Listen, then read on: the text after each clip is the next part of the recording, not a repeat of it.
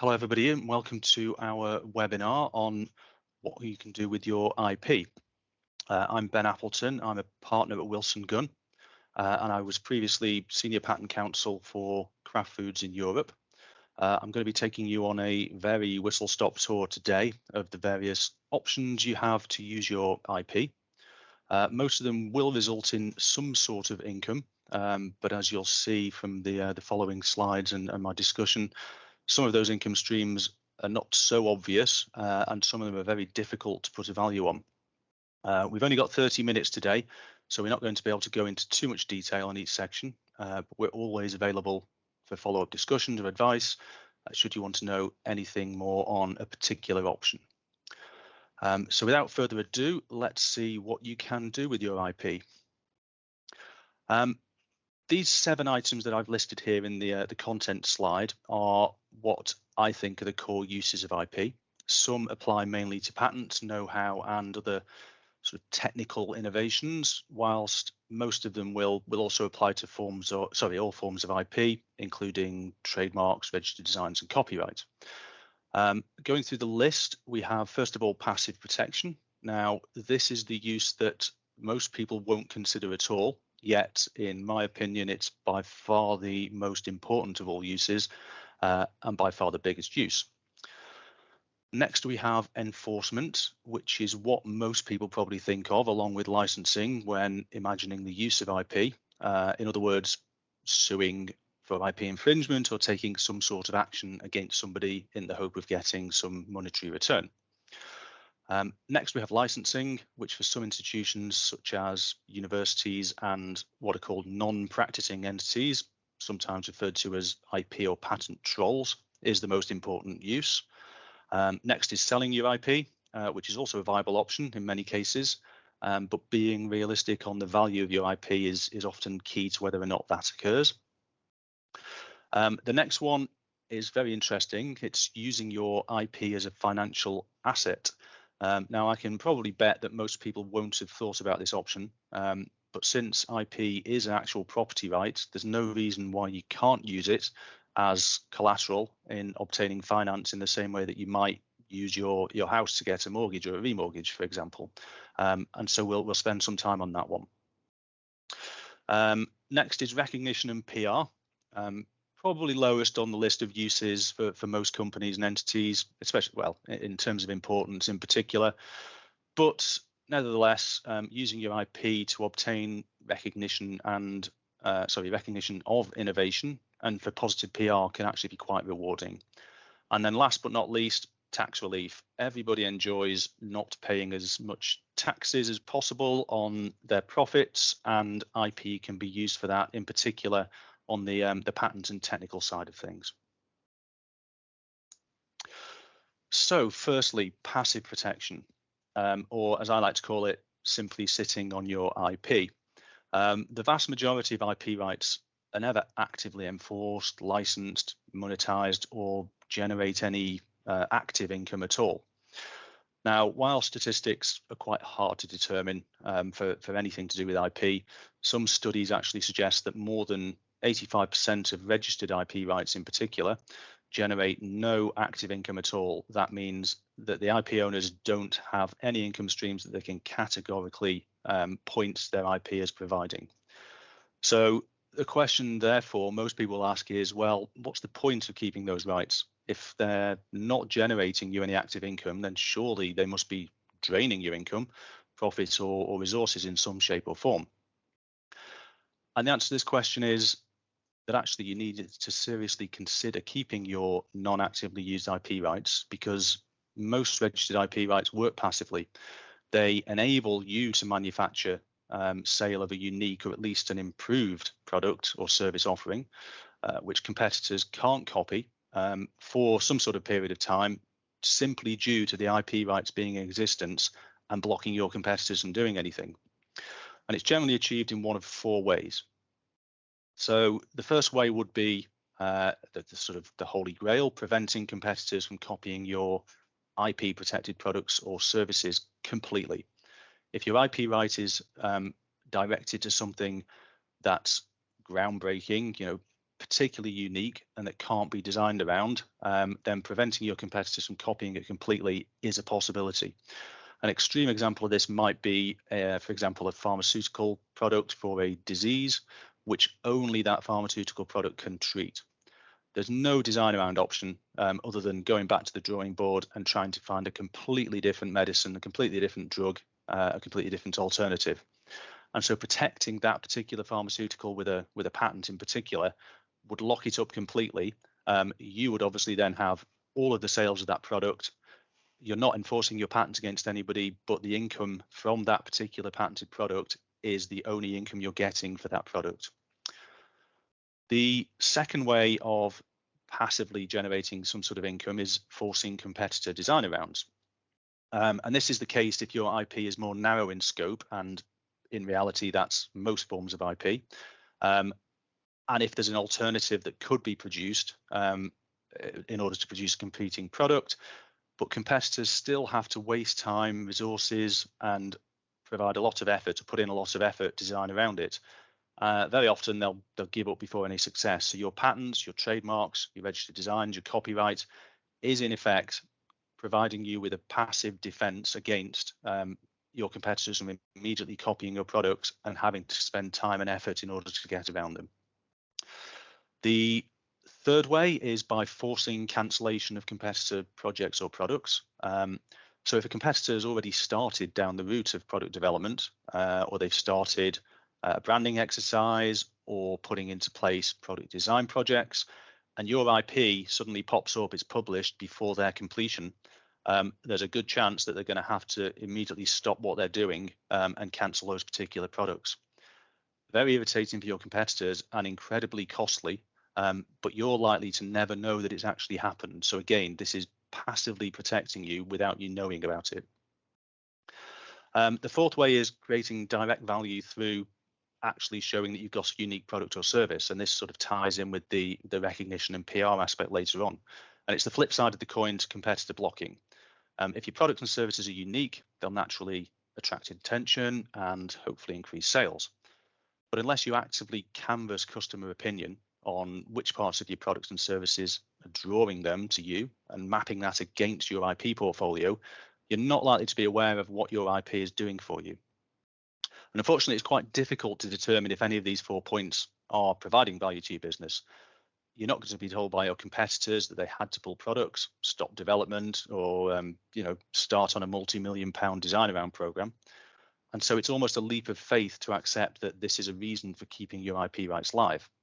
However, from my experience as a patent attorney advising clients on their ability to, on freedom to operate, I can guarantee you that design arounds and project failure are incredibly common due to finding IP rights which my clients cannot get around.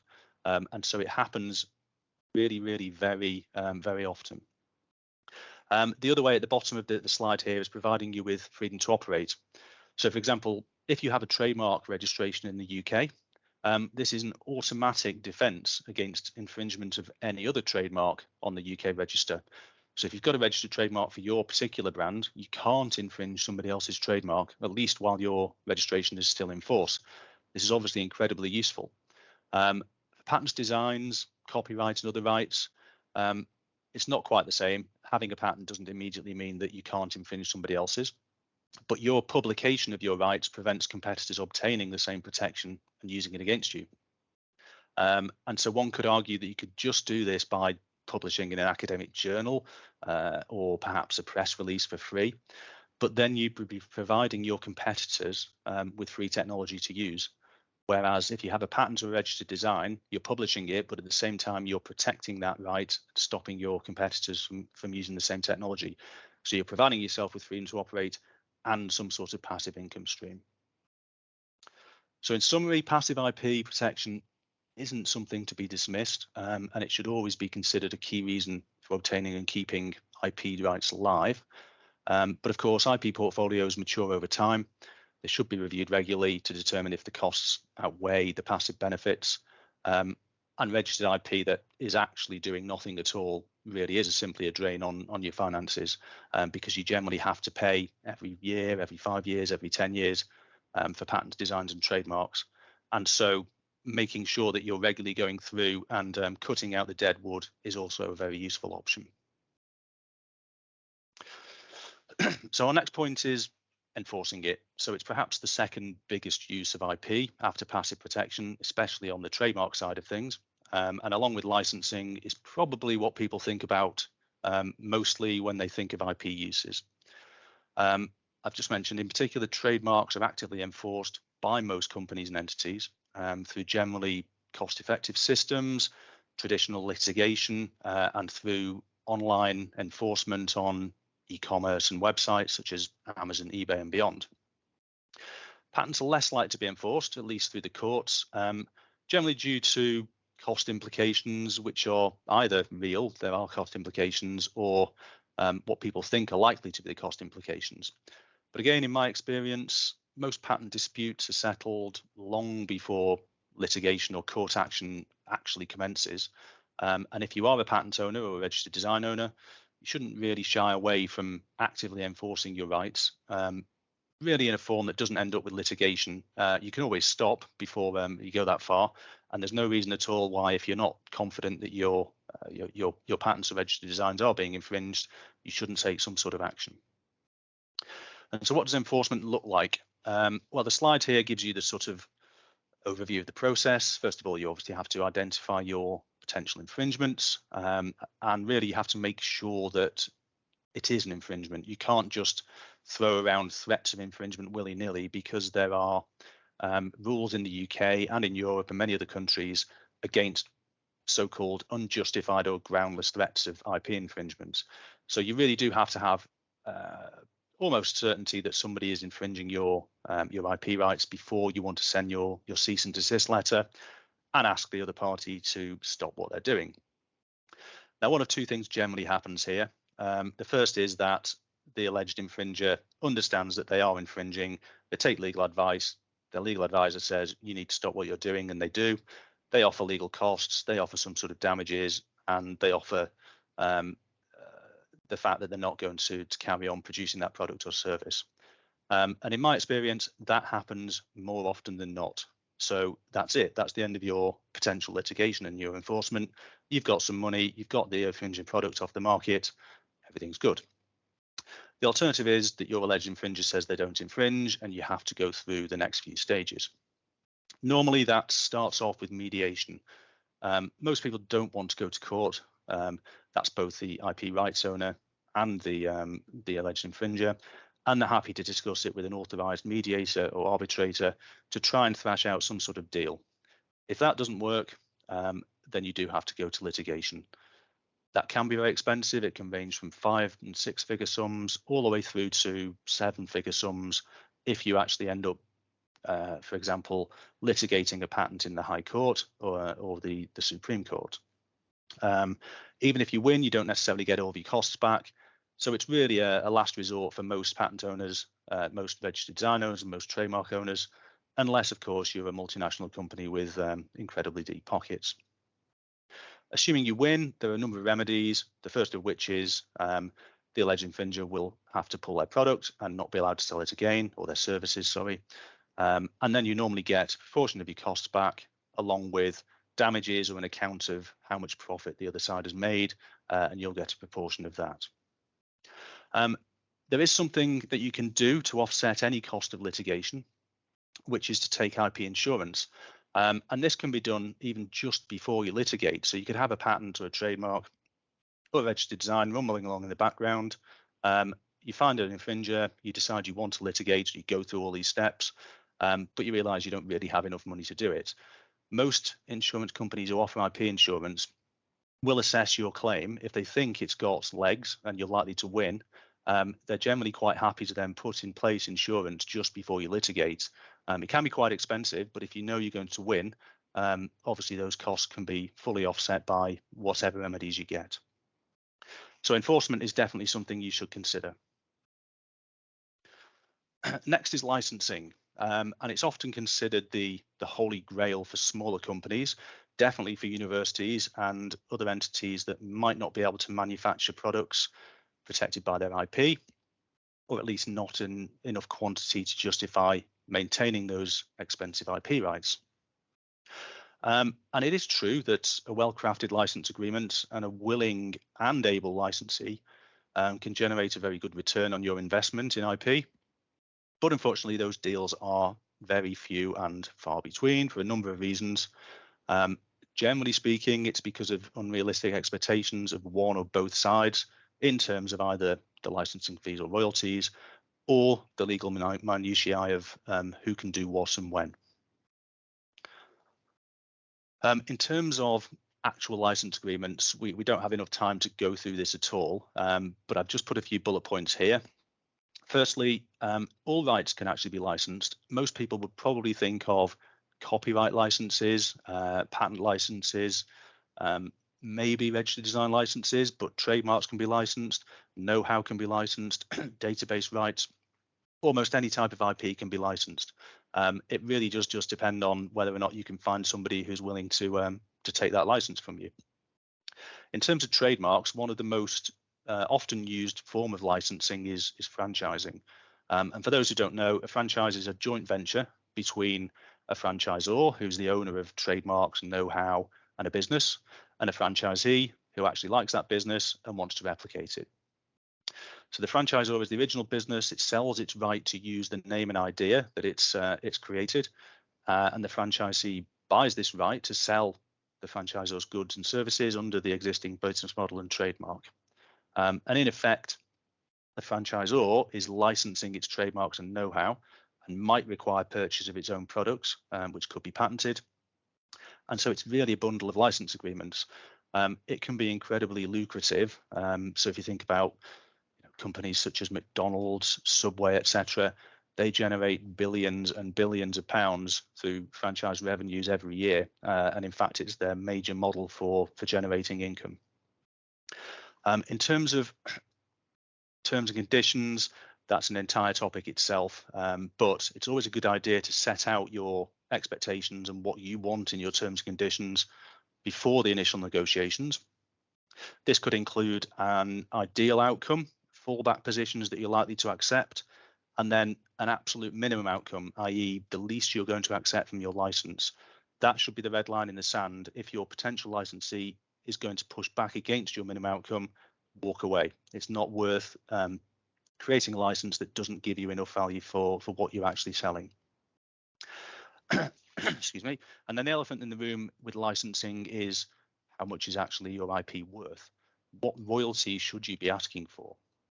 And you'll find many articles which purport to give you an overview of average license fees or royalties, but the truth is nobody can actually claim to accurately know, because most licensors and licensees won't divulge this information. Why would you give away to somebody who's polling how much you're paying for a particular product or the ability to use a particular product or service? So any statistics that are bandied around should be a very broad guideline only. And the old adage of an item is as valuable as the amount somebody's willing to pay is as true of licenses as it is of any physical asset. Having said that, as a guideline, you'll often hear about license fees being, for example, between 2 and 6% for most products and services, and around 10% maybe for software. But really, these figures are based on small samples. They never really go into the detail of what those percentages are based on, e.g., are they on net sales, gross or net profit? Are they based on longevity, minimum sales, etc.? And they should be taken with a pinch of salt. In reality, there's going to be a protracted period of negotiation, and the royalty rate will be what it is, not based on statistics and past royalties, based on what your potential licensee is willing to give you. There are professionals that can help, such as those from the Licensing Executive Society, and mediation can also help, but ultimately it's going to go down to you and the potential licensee to thrash out.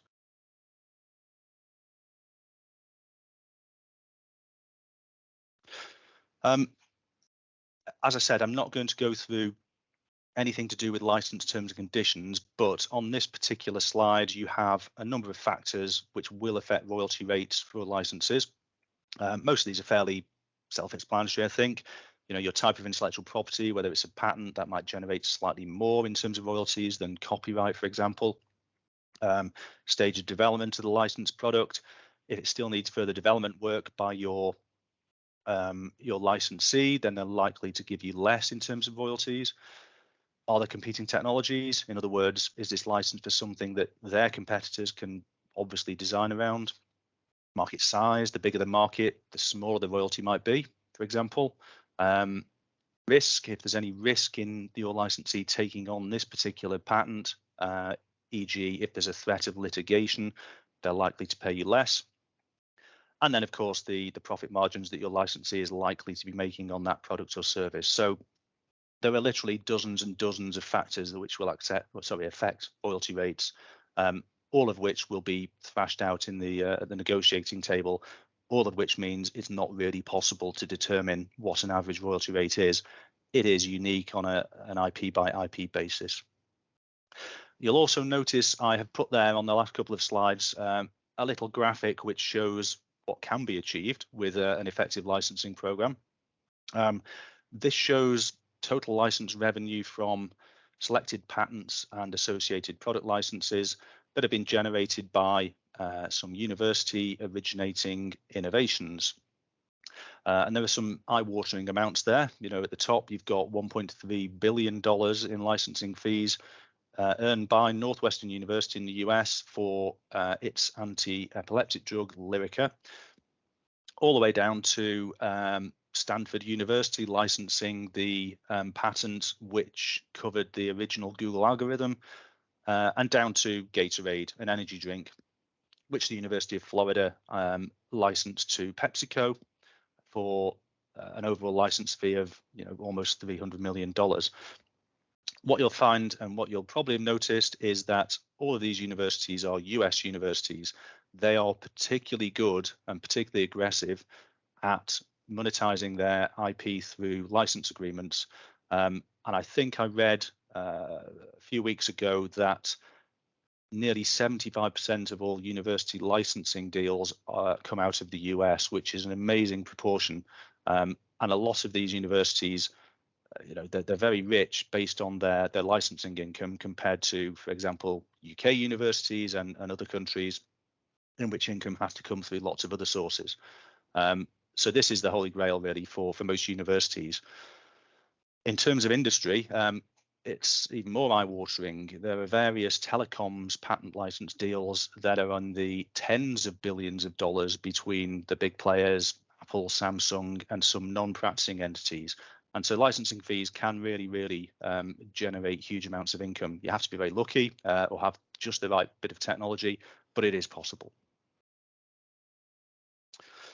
Next one is sell it. I'll only go through this very quickly, but obviously you can generate income by selling your IP rights.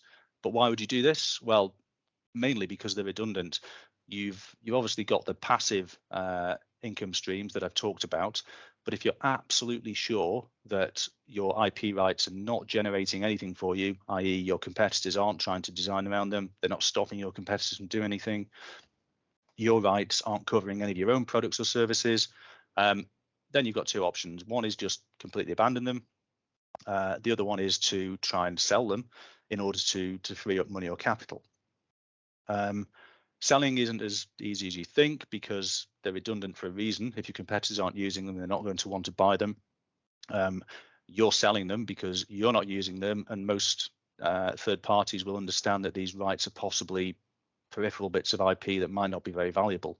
But it does happen, and there are online platforms where you can actually offer your IP rights for sale, some of which have generated reasonable sums of money.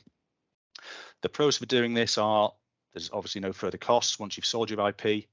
You don't pay for any annual renewals or regular renewals, and there's no further obligations. With licensing or monetization, which we'll come to, you have obligations still with your IP. When you sell them, that's all gone. Your cons are no more passive protection, so you have to be fairly sure that you didn't have any in the first place. And the final one is that, are you sure you'll never use it? You might not be using your IP now, but sometimes your business departments might say, oh, we're resurrecting this particular project because we think there's now a new market for it. If you've sold your IP, you're no longer covered for that. Next one is to use your IP as a financial asset. In other words, to monetize it. So some types of IP, such as patents, copyright, trademarks, industrial designs, they are actually considered capital assets. They're things, and they have to be recorded on a company's balance sheet, or they should be. And because of this, they can be used like any other asset to raise further capital or investment. And there's lots and lots of accounting issues with doing this. But the bottom line is you can use them in the same way as you would with your bricks and mortar premises, your other inventory or other assets in order to generate further money. The problem is that most companies don't really realize that monetizing your IP is even possible, and so it's quite little used. I'm very quickly going to go through the four basic types used to monetize your IP, because I'm conscious of the time. So the first one is IP-backed loans. In this way, IP-backed loans sort of model the structure of conventional loans on property or physical assets. Lenders secure a security interest in the company IP as collateral for a loan in exchange for interest payments and then payback of the loan at a certain amount, after a certain amount of time. And they're typically determined by the percentage of the IP portfolio's potential sale value and the overall risk as determined by lender or investor. They can generate significant sums of money and quick money if you need it for development work, for example. IP sale and leaseback. This is effectively where an investor actually acquires your IP, they buy it, and the selling company then pays a license fee back to the buyer to carry on using it. And this provides holders of IP with immediate liquidity, so immediate money with limited restrictions. And in most cases, there's always a clause for a repurchase option allowing the seller to buy back the IP at the end of the period. IP legal finance allows IP owners to advance funds against the future value of an outstanding IP infringement dispute. So in other words, if you have active IP infringement and you know that you're likely to win it, and there's lots and lots of it going about, people can invest in your company on the basis that they'll get a cut of whatever comes out of that. It's little used, but if you have lots of IP infringement disputes, or you're doing a lot of, for example, takedowns on online platforms, then this is also quite a good option to generate some funds. And finally, IP royalty securitization. This is the pooling of IP assets and then selling any royalty streams that you've already got in return for an immediate cash lump sum. Again, it's little used, but it's not like an IP loan in that you're not borrowing money, but you're selling a stream of future cash flows. So what's in it for the buyer of the royalty stream? Well, because they're paying you money in order for that royalties, the answer is it's generally used for the possibility of increased royalties over time. And your investor is likely to be pressurizing you to ensure that your licensing income grows every year, in which case their investment grows every year as well. The key downside to monetizing IP is that if there's any sort of default on any of these agreements, it could liquidate all of your company assets and send your company into administration or liquidation. So care should be taken to avoid monetizing any IP which is critical to your business, unless there's no other option. For example, it's your sole IP and you actually need the cash to develop your business or carry on. Second to last, we've got recognition and PR. Very quickly, IP can be used to show how innovative a company or an institution is. But why is that a money-generating use? Well, basically, the number of patents produced by an entity usually correlates nicely to how innovative, but more importantly, how commercially innovative an entity is. For a corporation, it shows how serious the company is in protecting its revenues, products and services, and in turn, how respected it's likely to be by investors, competitors, and consumers. And for universities, it can be an indication of how likely it is that the research is going to be commercially useful rather than blue sky, which may in turn turn the heads of industrial collaborators and sponsors. There's a few points on the slide that I won't go through, but interestingly, the advert on the right, the advert on the right shows one particular example of this. So L'Oreal, over the years, have produced quite a lot of adverts that actively boast about the number of patents they have or that they've filed each year. Dyson is another example. Every advert that you will see for a Dyson vacuum cleaner or a Dyson blade or a Dyson hand dryer or whatever else they're producing these days will tell you that it's patented. And it's quite clever because the public perception of those companies is that their products are more advanced than their competitors. Whether those patents actually apply to the products being advertised or sold or not, but it does push consumers into thinking, well, this must be a better product, so I'm more likely to buy this than competing products which aren't protected by patents or other IP. And then finally, because we're running out of time, we've just run out of time, tax relief. Everybody likes tax relief. Nobody wants to pay taxes. And IP can help you do this in the form of two particular types of systems. One is the UK Patent Box. This is a tax relief scheme where companies pay a reduced rate down to around about 11% corporation tax from 19% on income derived from patented inventions or other forms of qualifying IP rights. The aim of the scheme is to provide an additional incentive for companies to retain and commercialize existing patents and to develop new and innovative products. It can be used really, really successfully to really, really lower your corporation tax. And it also works on patents that are incredibly narrow in scope. So even if you're struggling to get something patented, as long as it does get granted and it does cover something that you're selling, you can claim tax relief on profits from that particular product. So it's generally worthwhile to do this. There are similar systems in other countries, importantly the US, and so you can try and claim these sort of tax relief schemes in most countries around the world. Then finally, R&D tax relief schemes. So R&D tax relief rewards a company's investment in R&D projects, which create some sort of technical advantage. It doesn't have to be patentable, and it allows companies to claim tax relief against the costs incurred in developing new products, processes, or services. Companies of any size can claim R&D tax relief, regardless of whether you're in profit or even loss-making. And the definition of R&D is really, really broad, including something like internal improvement of your own IT system. As long as you use your own employees, that can be considered R&D, and you can get R&D tax relief on that. So if your new processes or products are not protecting or protectable through registrable IP, you can still claim R&D tax relief. If there is, in addition, protected by patents, you can claim UK Patent Box, so you can actually get a double dip of these tax relief schemes. And for both schemes, there are dedicated accountants who specialize in helping you on this and can take you through all of the calculations required to make the claims. So it's much easier to obtain the value from IP covered by these schemes than many others. And that's all we've got time for today. There's not time for questions at the moment, but I hope it's been very useful. If you do have any questions, my email address is there and my number. If you want to give me a call, I'm very happy to go through briefly any particular uses or any more details in those particular uses. And if you do want, for example, more advice on tax relief schemes in particular and monetization, we can also put you through to the appropriate professionals who'll be able to advise in a lot more detail.